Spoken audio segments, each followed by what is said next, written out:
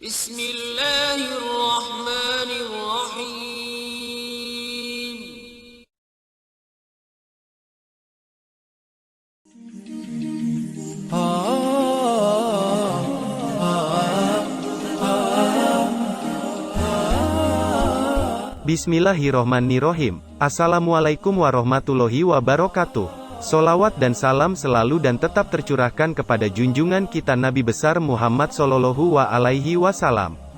Harapan dan doa saya, semoga saudaraku semuanya selalu diberikan kesehatan, dilapangkan rezekinya, diampuni dosa-dosanya dan dipanjangkan umurnya. Amin, ya Rabbal Alamin.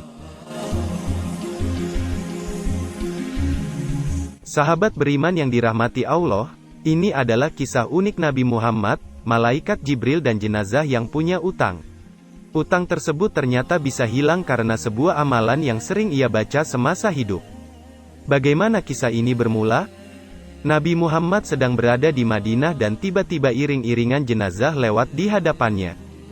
Nabi Muhammad kemudian bertanya kepada pengiring jenazah yang punya utang tersebut, apakah jenazah ini masih punya utang?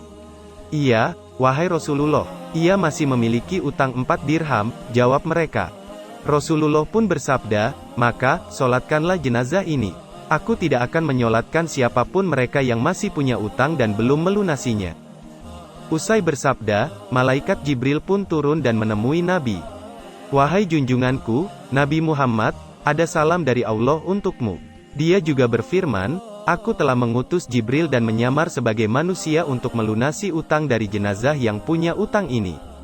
Karena itu, segeralah menyolatkannya sebab ampunan telah datang untuknya. Allah juga berfirman, barang siapa yang menyolatkan jenazah ini maka Allah juga akan mengampuni segala dosanya, papar Jibril. Nabi Muhammad pun kaget, apa gerangan yang membuat jenazah yang punya utang ini dapat kemuliaan begitu besar? Sebab orang ini setiap hari istiqomah baca surah Al-Ikhlas sebanyak 100 kali.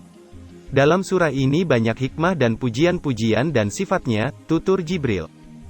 Akhirnya, Rasulullah pun bersabda, barang siapa yang membaca surah ini 1 kali saja sepanjang umurnya, maka orang itu kelak tidak akan meninggalkan dunia hingga ia melihat tempatnya di surga. Apalagi, jika membaca surah ini setiap sholat 5 waktu tiap hari, maka pasti akan mendatangkan syafaat di hari kiamat nanti. Syafaat untuk dirinya dan keluarganya. Dalam sebuah hadis lain, riwayat Imam Abu Daud dari Said Al-Khudri, terdapat sebuah kisah inspiratif yang bisa kita ambil hikmah darinya. Suatu ketika, Rasulullah menjumpai seorang laki-laki di antara para sahabat Ansor yang sedang duduk di masjid. Saat orang lain sedang sibuk bekerja, sahabat Ansor ini biasa dipanggil dengan sebutan Abu Umamah Al-Bahili. Raut mukanya nampak sedang murung seolah ia dalam masalah yang sangat besar. Melihat hal itu, Rasulullah lantas bertanya, wahai Abu Umamah, kenapa kamu duduk-duduk di masjid di selain waktu sholat?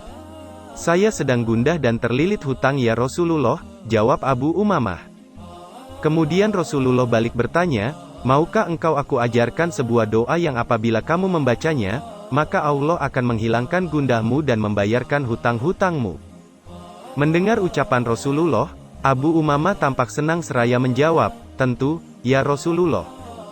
Nabi pun melanjutkan, bacalah doa ini di waktu pagi dan sore.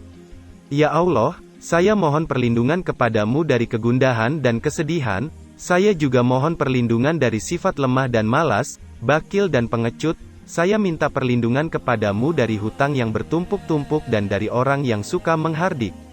Singkat cerita, Abu Umamah mengamalkan doa ini pada saat pagi dan sore hari. Akhirnya, ia bisa membayar hutang-hutangnya dan tidak sedih lagi.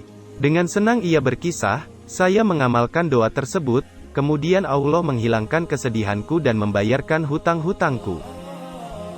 Sahabat beriman yang dirahmati Allah, ada beberapa hikmah yang bisa kita pelajari dari kisah inspiratif ini.